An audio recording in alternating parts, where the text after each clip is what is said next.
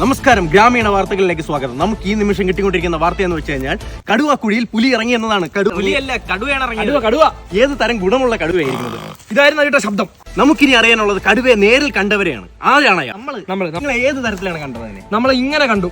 ഇങ്ങനെ കണ്ടു. എത്ര നീളവും വീതിയും ഉണ്ടതിന്? അതാണ് നമുക്കിനി അറിയാനുള്ളത്. അത് ഭയങ്കര വലിയ സൂപ്പർ കടുവ. വലിയ തല, വലിയ എല്ലാം വലുത്.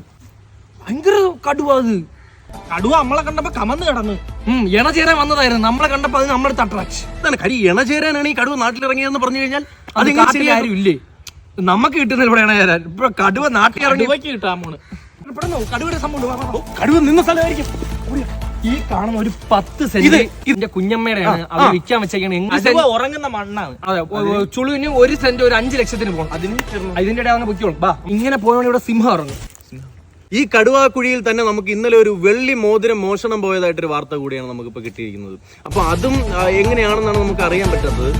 അപ്പൊ ഈ കഴിഞ്ഞ ആഴ്ച ഞാൻ ഇവന് സ്റ്റേഷനിൽ ഒരു സീൻ ഉണ്ടാക്കിയായിരുന്നു. വെറുതെ ഞാൻ റോഡ് ഇങ്ങനെ നിന്നപ്പം ഞാൻ കണ്ടിരുന്നു CCTV മറ്റേ കയ്യിൽ അഴിച്ചോണ്ട് പോയത്. അതെ, എന്നിട്ട് സ്റ്റേഷനും കൂടെ നമ്മളിട്ട് ഇടിച്ചിട്ട് കാര്യം ചോദിച്ചപ്പോ വീണ്ടും പിടിച്ചിട്ട് ഇടിച്ചു. അപ്പൊ അതിനെ പറ്റി എന്താണ് പറയാനുള്ളത്? ഇതിൽ ഞാനെന്ത് പറയാനാണ്? ഒന്നും മിണ്ടാത്ത കടുവയെ കുറിച്ച് പറഞ്ഞെങ്കിൽ നമ്മളെ കുറിച്ച് പറഞ്ഞൂടെ? സത്യം. അധികാരികളെ കണ്ണൊന്ന് തുറക്ക്. ഒരു പരിപാടി ഇല്ലാതെ ഇവിടെ ഒന്ന് കടുവയുടെ കാര്യം പറഞ്ഞെങ്കിൽ പോട്ടെ. ബൈ. ഇതാണ് മറ്റേ മോതിരം. കേസ് തിരിഞ്ഞ് വെള്ളി മോതിരം കിട്ടി.